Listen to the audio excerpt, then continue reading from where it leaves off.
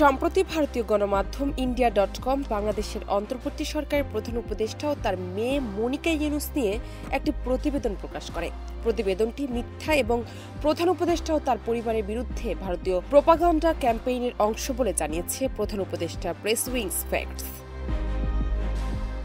India টুডের ওই প্রতিবেদনে বলা হয়েছে, শেখ হাসিনাকে ক্ষমতাচ্যুত করার পেছনে ভূমিকা রয়েছে ডক্টর ইউনুসের। তিনি সাবেক মার্কিন পররাষ্ট্রমন্ত্রী ও প্রেসিডেন্ট প্রার্থী হিলারি ক্লিন্টনের ফাউন্ডেশনে $3 লাখ অনুদান দিয়েছিলেন। প্রতিবেদনে আরও বলা হয়, হিলারির সঙ্গে ইউনুসের এই বন্ধুত্বের ফলে বাইডেন প্রশাসনে চাকরি পেয়েছিলেন ডক্টর ইউনুসের কন্যা মনিকা।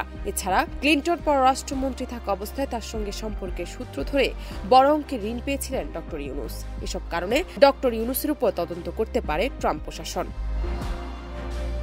তবে এসব তথ্যের কোনোটি সঠিক নয় বলে উল্লেখ করে সিএ প্রেস উইংস ফ্যাক্টস জানিয়েছে, প্রতিবেদনটি বাংলাদেশের অন্তর্বর্তী সরকারের প্রধান উপদেষ্টা ও তার পরিবারের সদস্যদের বিরুদ্ধে ভারতীয় প্রোপাগান্ডার অংশ। তিনি হিলারি ক্লিন্টন ফাউন্ডেশনের কোনো অর্থ দান করেননি, তার মেয়ে মনিকা ইউনুস বাইডেন প্রশাসনে চাকরি করেননি। প্রেস উইংস ফ্যাক্টস আরও জানিয়েছে, হিলারি ক্লিন্টন মার্কিন পররাষ্ট্রমন্ত্রী থাকাকালীন অধ্যাপক ইউনুসের কোটি কোটি ডলার ঋণ নেওয়ার তথ্যটি মিথ্যা। এছাড়া পদ্মা সেতু প্রকল্পে বিশ্বব্যাংকের ঋণ চুক্তি বাতিলের সিদ্ধান্তেও ডক্টর ইউনুস কোনো ভূমিকা রাখেননি। জান্নাত টিপু, দেশ রূপান্তর।